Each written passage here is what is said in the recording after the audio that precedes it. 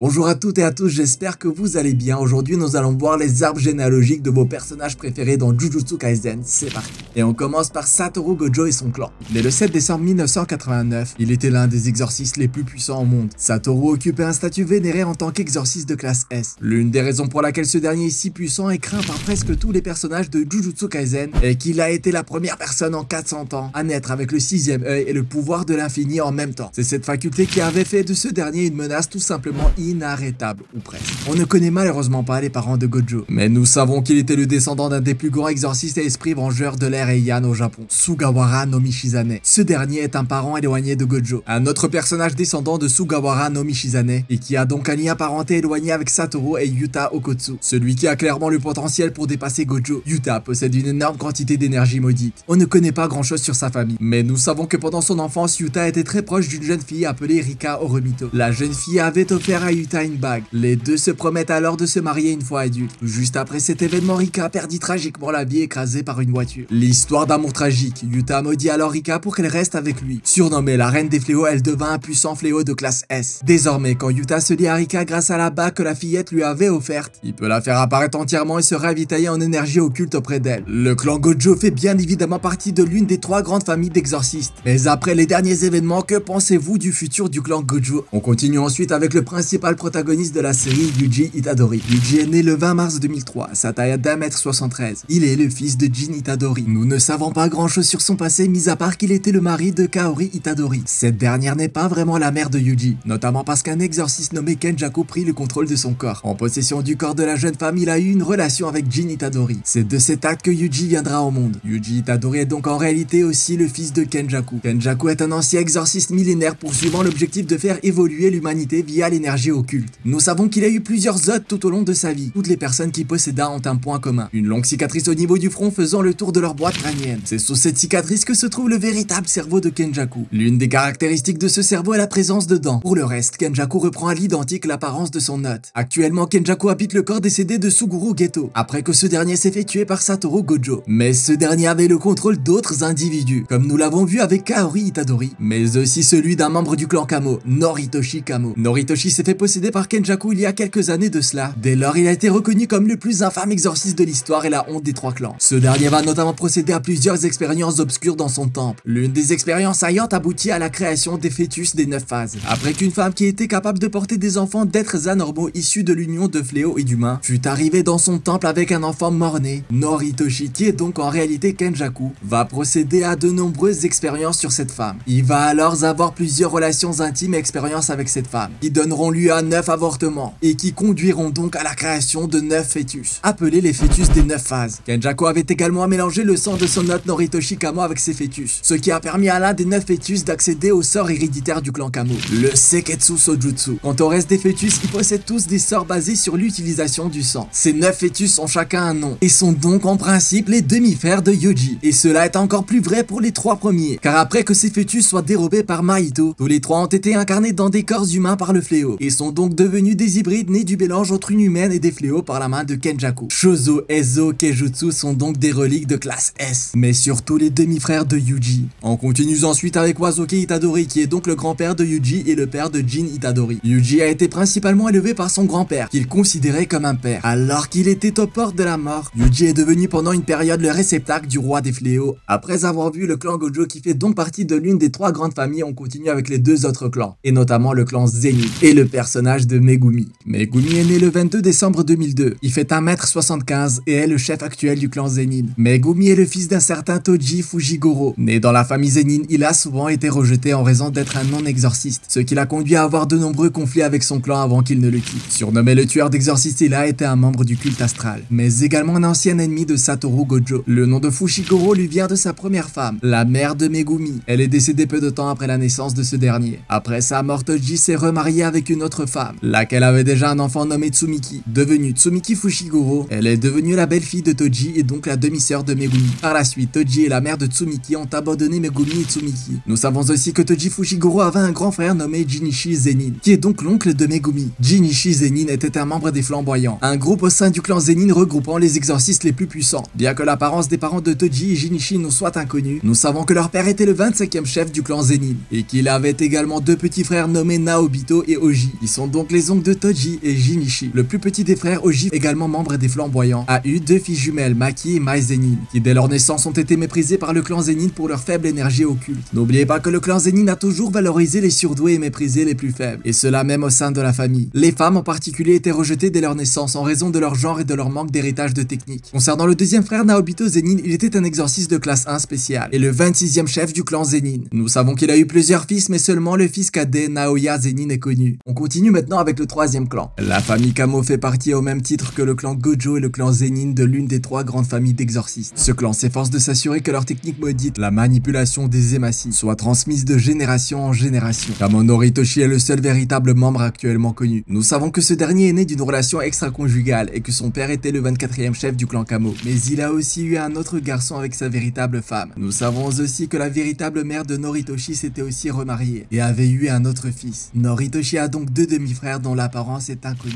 Il faut ensuite remonter plusieurs générations pour évoquer un autre personnage, un ancêtre qui porte exactement le même prénom, Noritoshi Kamo, celui qui est devenu la honte des 3 familles. Considéré comme le pire exorciste de l'histoire, ce dernier n'était pas vraiment maître de son corps car en réalité il était décédé après qu'un certain Kenjaku prit possession de son corps. Il fera plusieurs expérimentations en tant que Noritoshi Kamo sur une femme enceinte, ce qui aboutira à 9 avortements et à la création des fœtus des 9 phases. Les 3 premiers fœtus deviendront des reliques de classe S, après avoir été notamment dérobés quelques années plus tard par Mahito, connu sous le nom de Shozo, Ezo et Keishisu. Shozo a même hérité de la manipulation des émassis de la famille Kamo. Ces fœtus sont donc des membres du clan Kamo et sont surtout des parents plus ou moins éloignés du jeune Noritoshi Kamo. Ou comme ne l'oubliez pas, ils sont les demi-frères de Yuji Itadori. Revenons à Noritoshi Kamo de l'ère moderne. C'est lui qui devait succéder à son père et devenir le 25e chef du clan. Malheureusement, Kenjaku passa encore par là. Désormais dans le corps décédé de Suguru Geto, il réussit à enfin concrétiser son plan qu'il élabore depuis très longtemps, évincer et faire exiler le seul héritier du clan Kamo, le jeune Noritoshi Kamo. Kenjaku prend donc la tête du clan et devient le 25e chef du clan Kamo. Enfin, il faut évoquer le personnage qui par sa technique possède le plus de liens familiaux. Vous l'avez deviné, c'est Kenjaku. En réalité, on ne sait pas à quoi ressemblait le corps original de Kenjaku. Nous savons seulement que Kenjaku utilise sa technique innée pour transplanter son cerveau dans d'autres corps. Après ce transfert, on peut distinguer sur toutes ses victimes des points de suture et c'est à l'intérieur de cette cicatrice que se trouve le cerveau de Kenjaku. En plus de 1000 années d'existence, Kenjaku a habité différents individus et a donc pris leur identité. Et les individus connus que Kenjaku a possédés dans le manga se comptent au nombre de 4.